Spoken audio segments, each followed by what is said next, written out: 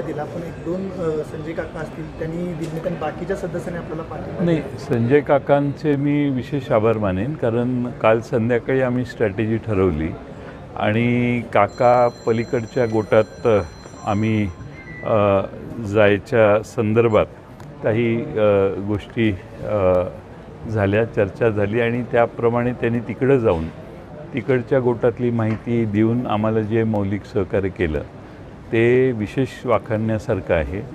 त्यांना तिथं कट्टरता दाखवण्यासाठी काही गोष्टी कराव्या लागल्या ज्या आमच्या अंडरस्टँडिंगच्या होत्या, पण त्यांचेही मी आभार मानतो. दुसरी बाजू, परवा जिल्हा परिषद अध्यक्ष आणि उपाध्यक्षपदाच्या निवडीनंतर या जिल्ह्यातले माजी मंत्री आणि राष्ट्रवादी शरद पवार गटाचे नेते जयंत पाटील यांनी एक अतिशय कुचकट आणि दुसऱ्याचं राजकारण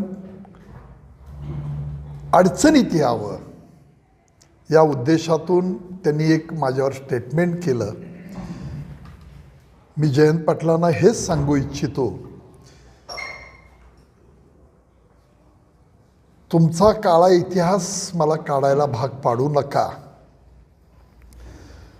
तुम्ही भाजपमध्ये येण्यासाठी किती वर्ष प्रयत्न करताय आणि किती वेळा उंबरे झिजवलेत याचा साक्षीदार म्हणून सुद्धा संजय पाटील आहे.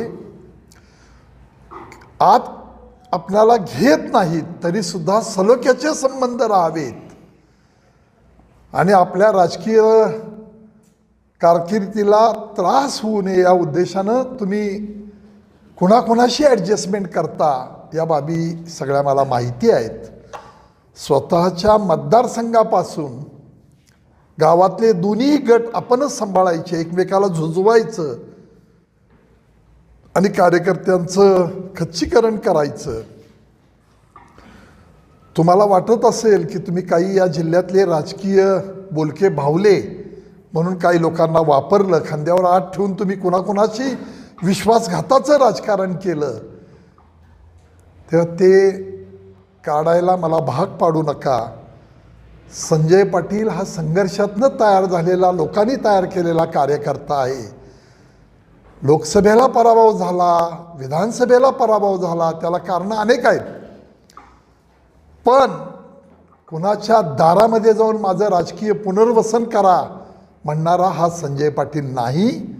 आलेल्या परिस्थितीला सामोरं गेलो, लढलो, लोकांनी न्याय दिला, म्हणून राजकीय जीवनामध्ये मला लोकांनी माझ्यावर विश्वास ठेवला आणि माझ्या पाठीची शक्ती उभा केली.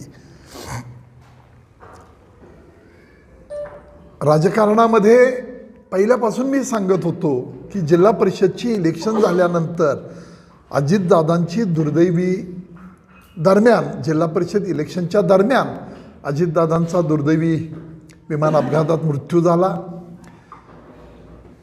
त्यानंतर निकाल लागले आणि मग अशा पद्धतीनं मी मागणी केली की आमच्या नेत्यांना एक आदरांजली ठरेल आणि आम्हाला तुम्ही या सगळ्या दृष्टिकोनातून अध्यक्षपद द्या. ती मागणी